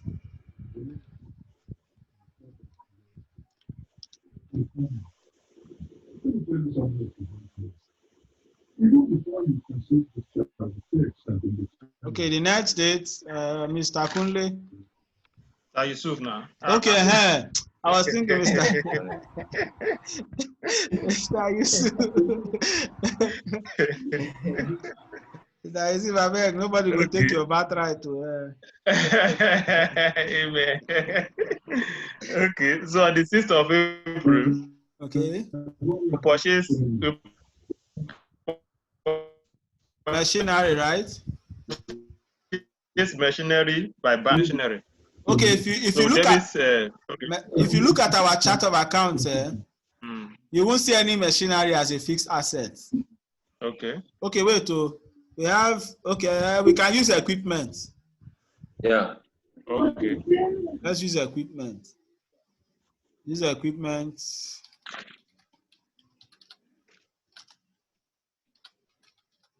So we debit the equipment. Okay. Then we credit bank. We credit our bank accounts. Okay, how much? 300,000. 300,000.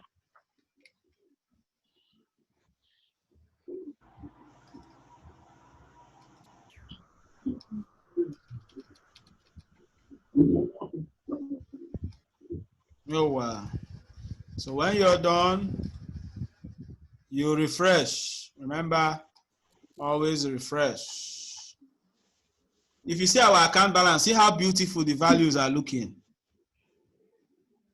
Cash account has 1.something million, petty cash, and cash on hand. Let's look at how our... Sorry. Any difference between this petty cash and cash on hand? Petty cash is used to run office. Cash on hand might be something you give to somebody on site to manage operations. Yeah, the same. You still had that one to your... To petty cash. I understand, but do you understand the rationale? The one inside the office is the one has petty. But if you transfer money to somebody on site to run operation, it's cash that is in his hand until he retires. At that point, the way you are giving him, you must have, taken it out of your out of my bank. But you still have to account for it now. And when it's still your own. Retire, then you still do the. It's still your own. It's still your own. All right. So this is. Let's see how the trading profit and loss looks like. Let's look at reports. For your report, you go to report and forms. You go to financial statements. You have a lot of reports: accounts receivable, accounts payable, general ledger, and all. There's so much for you to go to. But this is towards under report, right? Yes. Under report. Yes. Okay. Under report, you will see all this. So let's look at financial statements. And let's look at income statements. Let me remove show zero amount. So I don't need that. Then you say okay. Okay. So far, so good. We have this as our income statements. If you want to filter more days, you can change the period, put a range. You can say from March to April, period 3 to period 4. Still the same thing, we didn't do much in March. So this is the income statement. If I want to export this to Excel, I can just click Excel from here. I'll just click Excel and okay. It goes to Excel.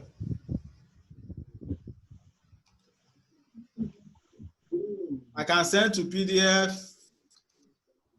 I can print. All these are options. Let's look at the balance sheet.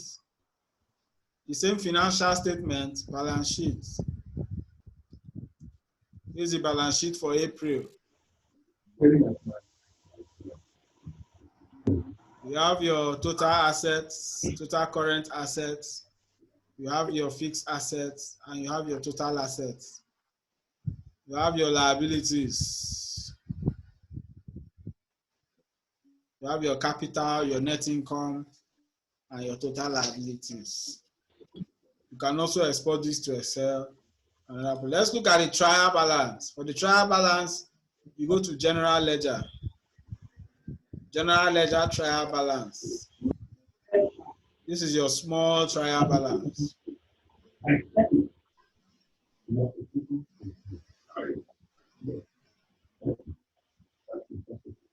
So this is all done at a glimpse, as a click of a button. So it's very important that we go back, practice, just give, I sent a classwork.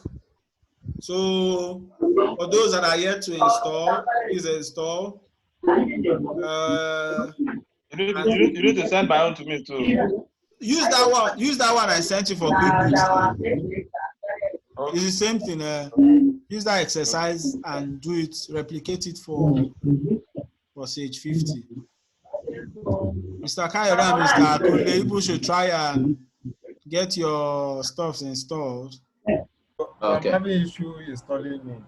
It's the one the link they gave to me. I was able to open it, but I don't know how to install it because you have to, like. Okay, if you have the setup, let me know. Okay. Or let me know so that I can redirecting you on what to do.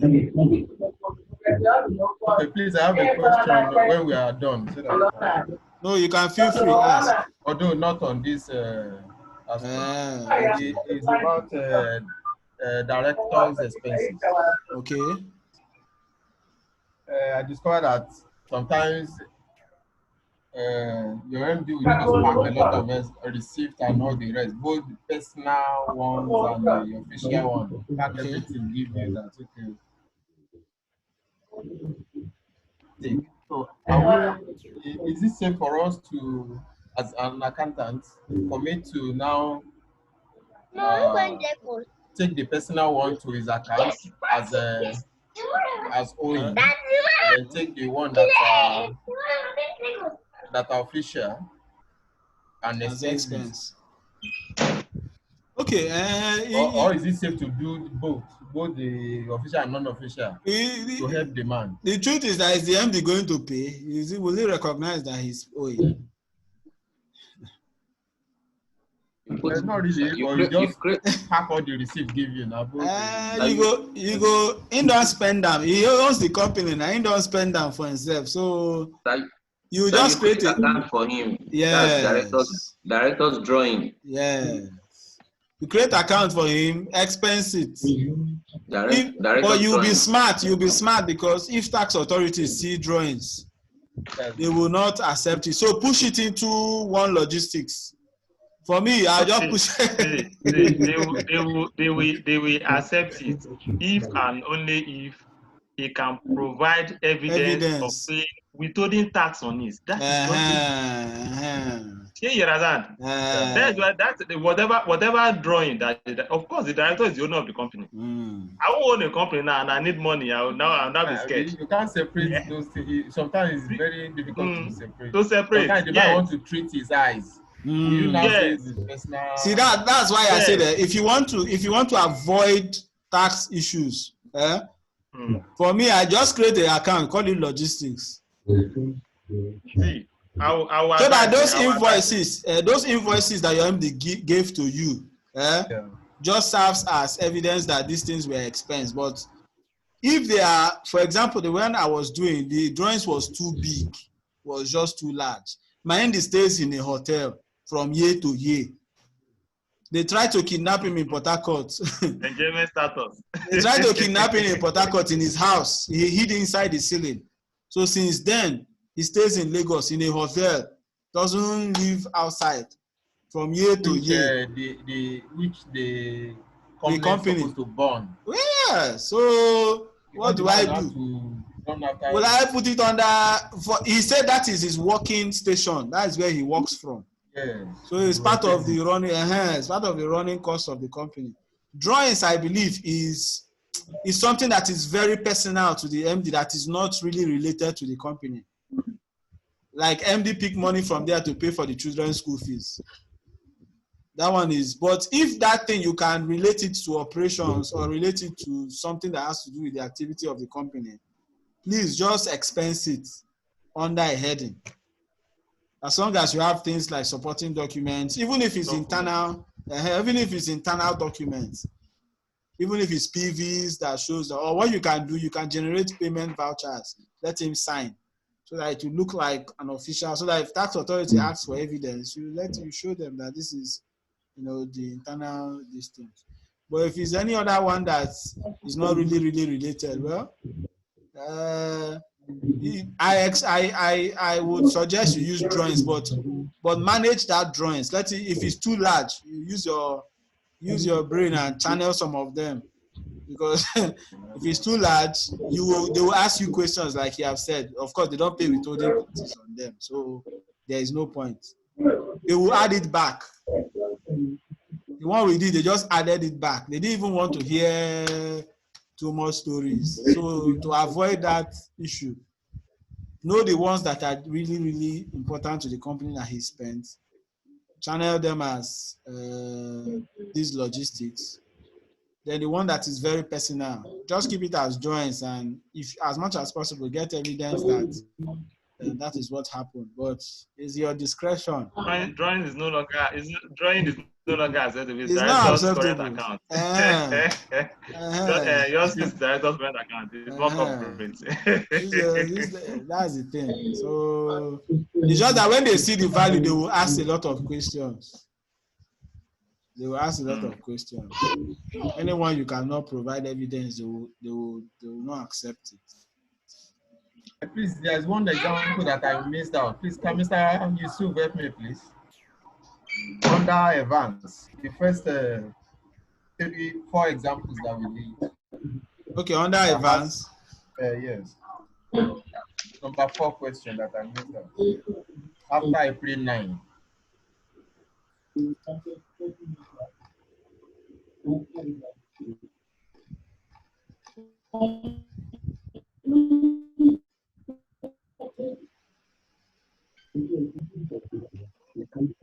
Okay, April 11th. I think that's the last. Okay. Yeah. Thank you. I've seen it. Okay. Thank you. So thank you very much. We are going to. Last but not the least. When next are we meeting, sir? Tomorrow, sir. Okay. Same time. Yeah, same time. Okay. Okay. So, Mr. Kelechi, I want to believe that if a company, for instance, that has not been using Pishri, okay, wants to use Pishri, okay, I want to introduce all the balances, i.e., the cash in hand, and so at what point can we introduce the balance? At the point, because, the safest thing is at the point of the auditor's report. Okay, so have you guys done anything relating to introducing opening balances? That's what we do. That one is normal. The thing is, there are 2 ways you can do it. If there is an audited report and you rely on you trust that report, some people audited report is not the main thing. Okay. There are 2. Most companies have 2 audited reports, one for tax, one for management. So if they use the correct audited reports, because you need to have a basis from where you're picking your data from, and use those balances and bring them in. So that tomorrow, if you're asked to provide where you got these figures from, you can trace it down to your audited account. some companies don't have audited accounts. You make do with what you have. You get bank statements. You can establish receivables and payables. Then you take stock of your assets.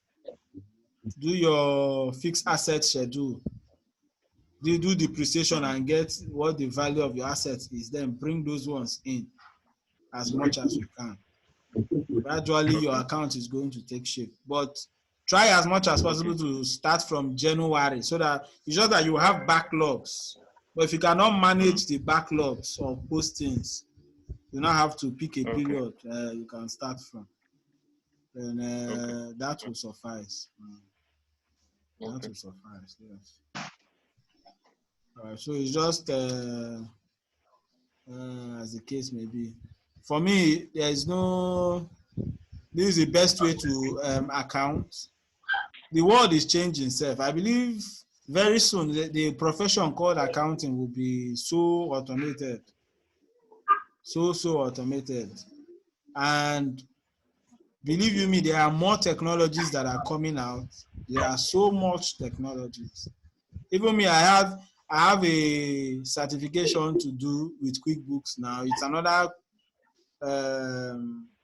version of QuickBooks that just came out, because we are like advisors, so they inform us and we follow up with those certifications.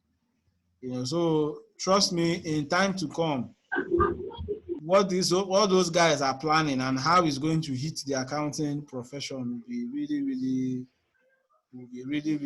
very, very important for all of us. I just pity our lecturers that are in universities that are still teaching.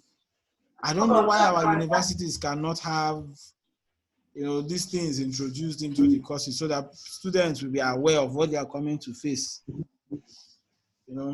Although we are looking at working with universities very soon, I might call one or two of you to come and give a talk so that they will be aware of the challenges that are ahead. But for now, let's, I must appreciate people for trying to add value and keep doing that. Just keep doing that.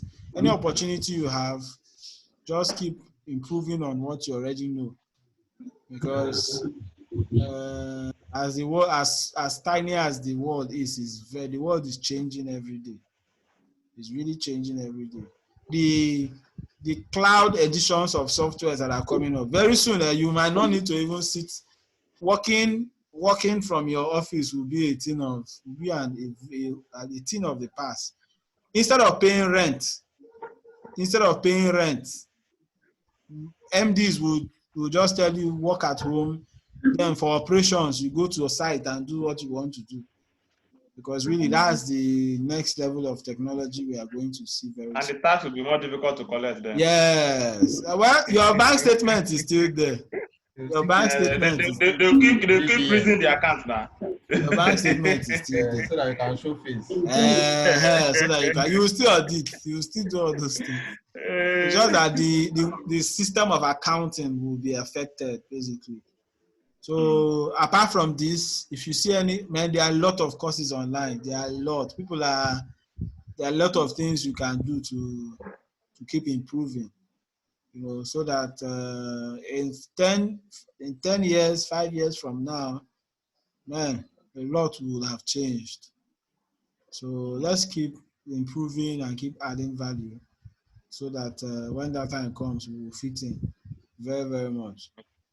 Very, very much. There is a firm in, what's this country's name now? One of these South American countries. I think it's Spain or one other country like that. Somehow we got talking and they have seen my progress in softwares. And, I was talking to one of the MDs there, and they are looking at coming into Nigeria. Their software for now is in Spanish. So, I'm talking with them to see how, those things what the services they are rendering can be converted to English and sent here. And really, the truth is that in Africa, if God will make it happen, I'm going to be their rep in Africa. So it is not accounting I read, but as you keep adding value, you keep improving. Before you know it, opportunities might just come. You know, I would have been in UAE as I'm speaking to you now.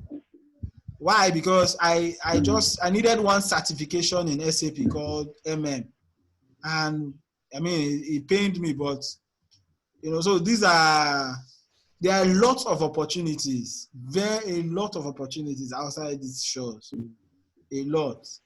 But what you need to do is, as you're adding, just keep adding.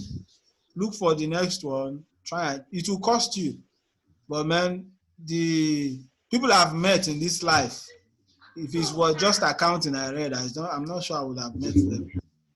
But because of those small things we have added, you know, God is helping us. We are improving. So I like the hunger. I like the hunger. So keep improving and watch out for new trends that is actually happening in the career called accounting. Just follow the internet, watch where the world is moving towards, so that you will also be moving towards that line. At the end of the day, we'll all be very well. So thank you very much. We will please practice. Practicing is the core. I would like you to know it very well, so that when you come across difficult question, if you have frankhood, bring out your frankhood. I still have mine. Bring it out. Just post transactions. When you have issues, you let me know. I'll put you through, so that you know, if where you're working now you have opportunities elsewhere, of course, with a good benefit, you can tell them you have skills, you have things you can offer, you have a way to transform your. I've not worked in a company for more than 1 year.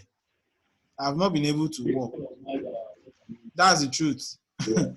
I just resigned just immediately this coronavirus. I just dropped my resignation because I get calls to do certain things. You know, I sitting down in a place, it has been a challenge for me. Tie you down. You just tie me down. And you see a company that will call you, they say, come and do something for us. What they will pay you, if you calculate your salary, 3, 4, 5 months, they will pay you maybe in 1 hour, 2 hours, or in 2 weeks. My brother. You know, so keep adding value, so that at the end of even when you go for interviews, your work should have improved or increased.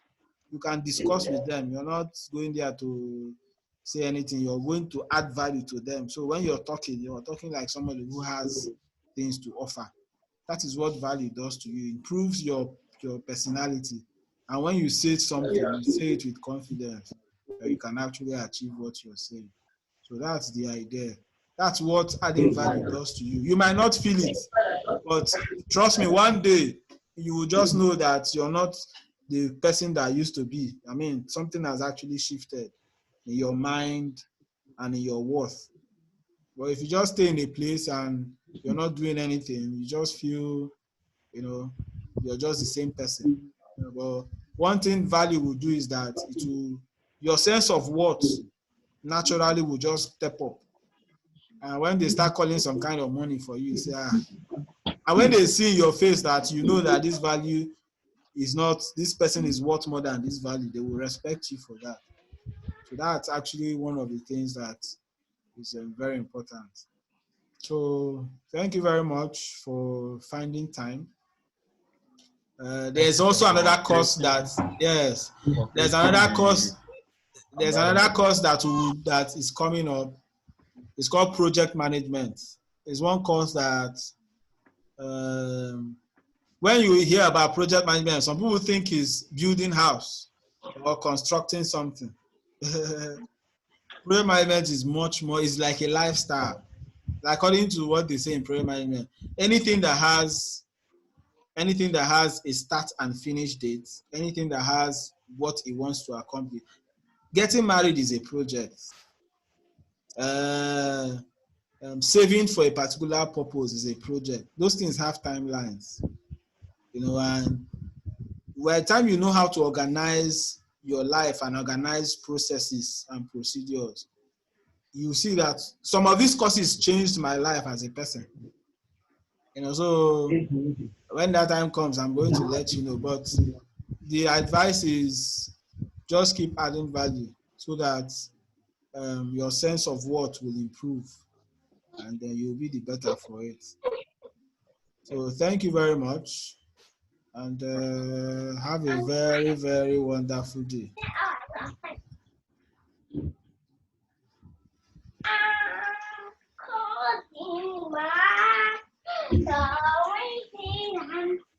I'm going to log you guys out now.